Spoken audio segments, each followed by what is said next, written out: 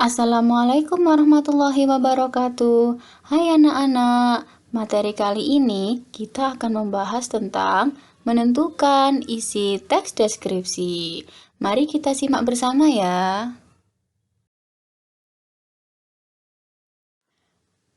Bagaimana sih cara menentukan isi teks deskripsi itu? Nah, ini dia langkah-langkahnya. Yang pertama, kalian harus membaca keseluruhan teks dengan seksama. Artinya, kalian tidak boleh membaca secara tergesa-gesa, harus dibaca secara menyeluruh ya. Semuanya harus dibaca, tidak boleh tertinggal. Kemudian yang kedua yakni memahami isi teks secara cermat. Bukan hanya dibaca loh ya, di sini kalian harus paham betul apa isi dari teks tersebut. Dan yang terakhir yaitu kalian harus menentukan ide pokok setiap paragraf dengan tepat. Kalian sudah tahu bukan bahwa paragraf itu merupakan kalimat yang menjorok ke dalam. Nah, setiap paragraf ini pasti memiliki ide pokok. Ide pokok ini sendiri pun artinya gagasan utama atau gagasan pokok yang mendasari sebuah paragraf.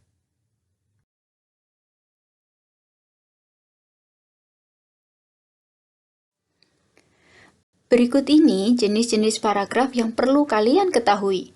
Yang pertama ada paragraf deduktif. Nah, paragraf deduktif ini paragraf yang kalimat utamanya terletak di awal paragraf, kemudian dilanjutkan dengan kalimat-kalimat penjelas. Yang kedua ada paragraf induktif. Paragraf induktif ini adalah paragraf yang kalimat utamanya berada di akhir paragraf yang sebelum-sebelumnya merupakan kalimat-kalimat penjelas. Dan yang terakhir adalah paragraf campuran. Nah, paragraf campuran ini kalimat utamanya berada di awal dan di akhir paragraf dan di tengah-tengahnya merupakan kalimat-kalimat penjelas.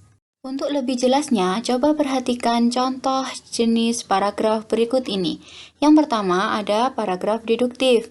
Nah, coba kalian perhatikan jika paragraf deduktif tadi pengertiannya adalah paragraf yang kalimat utamanya berada di awal dan dilanjutkan dengan kalimat-kalimat penjelas. Di sini bisa kalian ketahui satu paragraf ini terdiri dari 4 kalimat.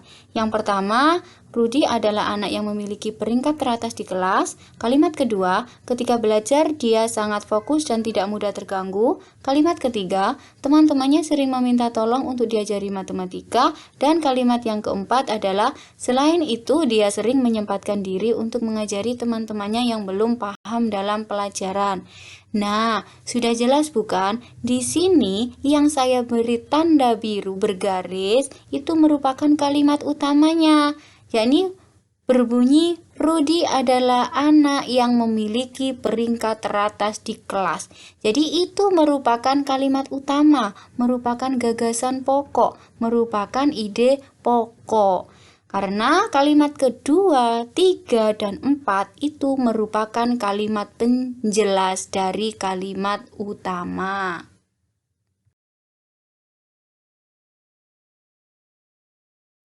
Contoh paragraf induktif. Semua orang menyadari bahwa bahasa merupakan sarana pengembangan budaya. Tanpa bahasa, sendi-sendi kehidupan akan lemah, komunikasi tidak lancar, informasi tersendat-sendat. Memang bahasa alat komunikasi yang penting, efektif, dan efisien. Nah, di sini satu paragraf dia berjumlah 5 kalimat. Kalimat utamanya sudah jelas terletak di akhir paragraf. Jadi kalimat sebelum-sebelumnya itu merupakan kalimat penjelas. Dijelaskan dulu kalimat-kalimatnya, baru di ending paragraf dia merupakan kalimat utama dari kalimat penjelas yang sebelumnya.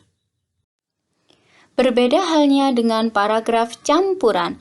Di sini satu paragraf terdiri dari 3 kalimat ya.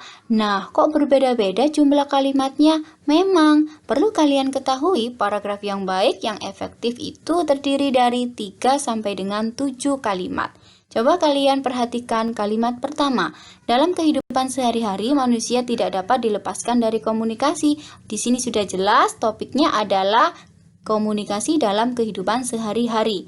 Kemudian dia ditegaskan ulang di kalimat yang ketiga yang berbunyi, kebudayaan dan peradaban manusia tidak akan bisa maju seperti sekarang ini tanpa adanya sarana komunikasi.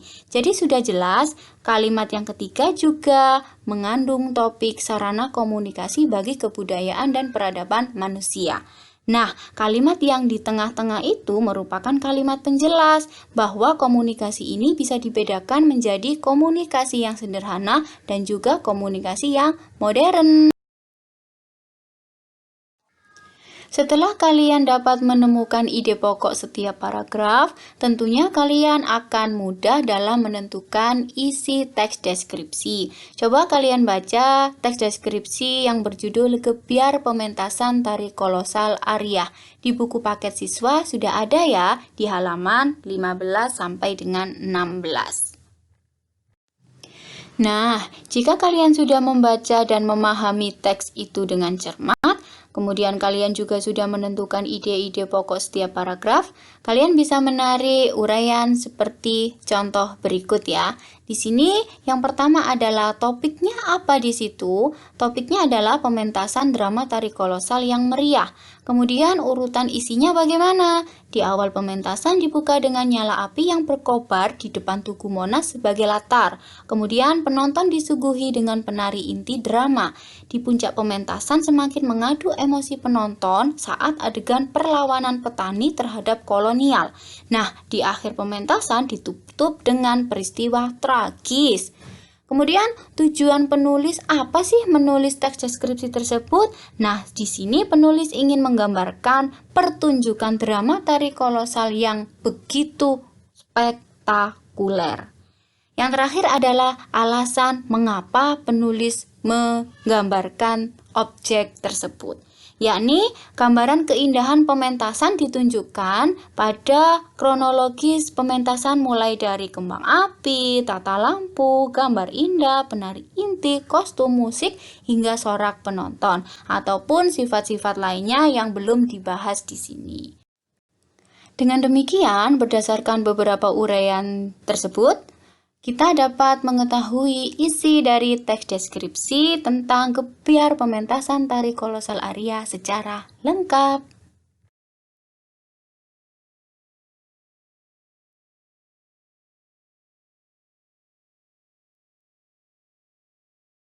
Dan ada satu lagi nih tentang bagaimana cara kalian agar lebih mudah memahami isi teks deskripsi, yakni dengan cara memetakan isi teks tersebut. Hal ini bertujuan memudahkan pembaca untuk menemukan isi teks secara lengkap melalui bagan-bagan pokok teks berikut. Nah, judul teksnya tadi kan tentang gebyar pementasan tari kolosal Arya. Di sini kalian bisa menggambarkan bagan yang pertama adalah pementasan, kemudian dihubungkan dengan tari tradisional dan juga drama. Nah, tari tradisional ini bisa dihubungkan dengan Tugu Monas karena tadi letaknya kan di Tugu Monas ya. Lalu di Tugu Monas tadi bisa dihubungkan ke kembang api karena tadi ada nyala kobar api, kembang api, dan lain sebagainya. Nah, yang drama tadi bisa kalian juga hubungkan di Tugu Monas ya. Kemudian drama tadi bisa dihubungkan juga ke Kolosal Arya, cerita Betawi, dan juga pejuang perempuan sesuai dengan isi teksnya.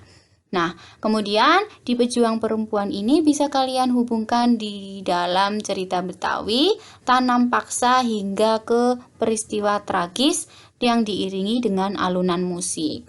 Tari kolosal tadi bisa kalian hubungkan ke 200 penari inti karena tadi sudah dijelaskan di dalam teks. Nah, yang terakhir dari 200 penari inti ini bisa dihubungkan dengan kostum dan juga alunan musik.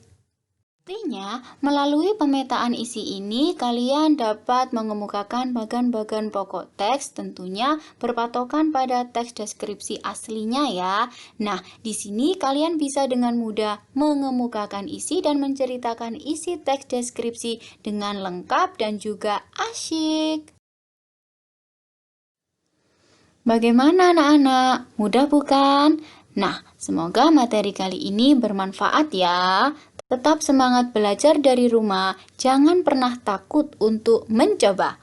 Wassalamualaikum warahmatullahi wabarakatuh.